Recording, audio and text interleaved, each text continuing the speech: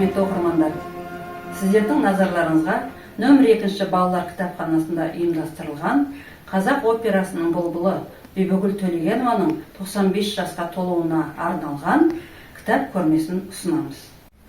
Кітап көрмесінде ақпараттық энциклопедиялық кітаптар қойылған. Біріншіне балалар энциклопедиясы 3 том, Сен білесің бе энциклопедиясы балаларға арналған, Қазақ мәдениеті энциклопедиясы, Мұхтар Әуезов энциклопедиясы. Бұл энциклопедиялардың барлығында Бибігүл Төлегенова туралы толық мағлұматтар жазылған. Қазақ музыкасының антологиясы деген кітапта Бибігүл Төлегенованың репертуарындағы қазақ халық әндерінің ноталары мен тексті берілген. 2020 жылы шыққан нөмір 2 Бәйгөлек журналында Бибігүл Төлегенова апамыздан алынған сұхбаты және сол кісі туралы қызықты мәліметтер берілген. Және кітапханамыздың қорында Супер қыз деген қызықты кітап бар. Супер қыз деп аталады.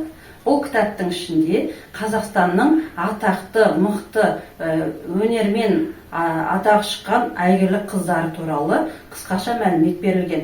Бұл ішіндегі мәліметтер әңгіме түрінде қызықтырылып жазылған. Және Бибігүл Төлегенова апамызға арналған 1988 жылы Кеңес өкіметі тұсында жазылған «Солнечный голос» кітабы. Бұл кітап Бибігүл Төлегенованың өмірі, шығармашылығы, жеткен жетістіктері туралы жазылған.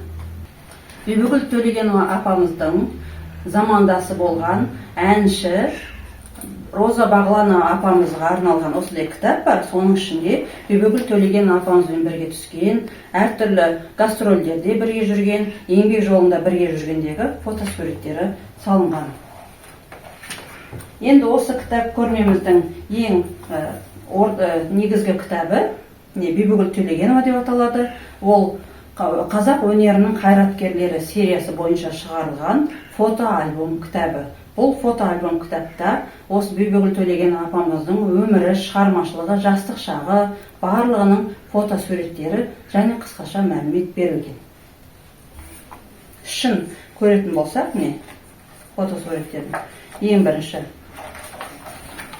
фотоальбом Бибігүл Төлегенова. Өскен ортасы, жастық шағы, анасы, әкесі, отбасы туралы, жастық шағындағы концерттік киімдермен түскен, өнер биігінде деп аталады келесі бөліміміз. Концерттерде, телевизияда жұмыс кезінде, театр сахнасындағы фотосуреттері берілген. Және бұл кісінің кейінгі жылдары түскен кинофильмге